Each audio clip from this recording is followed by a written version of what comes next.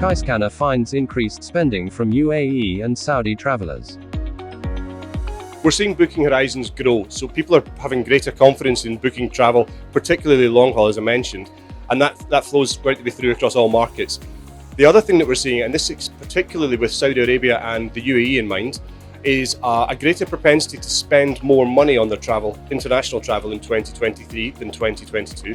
And in addition to that, there's an increased propensity to travel more frequently. So there are going to be more trips and more money spent on international travel from Saudi and the UAE specifically. Both of those markets are topping the league table in terms of the anticipated increase of spend and travel intent. So the propensity to travel, as I mentioned earlier, is greater for those markets. But we're also seeing that the UAE and Saudi, the intention for the travellers within those markets is to spend significantly more than they did in 2022 on international travel.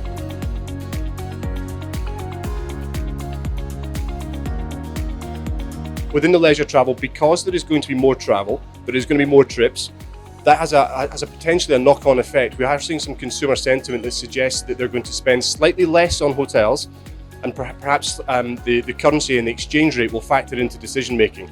But that's not necessarily a negative when you consider that there's going to be more travel, more trips and longer durations and long-haul flights coming into play. It's a very, very positive sentiment for the market.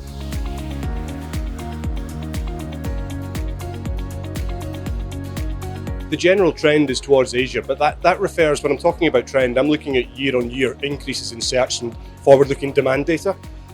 Europe remains a popular destination, as does the Americas, but specifically from a trending perspective, it is very much an Eastern focus in terms of growth of demand. IHG Hotels and Resorts to diversify its brand positioning in Saudi Arabia. We're bringing new brands to Saudi Arabia at the mid-scale level, at the limited service level, and of course at the higher end of service. So we're bringing Holiday Inn Express to Riyadh, and also we're bringing hotels like Regent and Six Senses, Vignette, and Hotel Indigo to our operation in Saudi Arabia.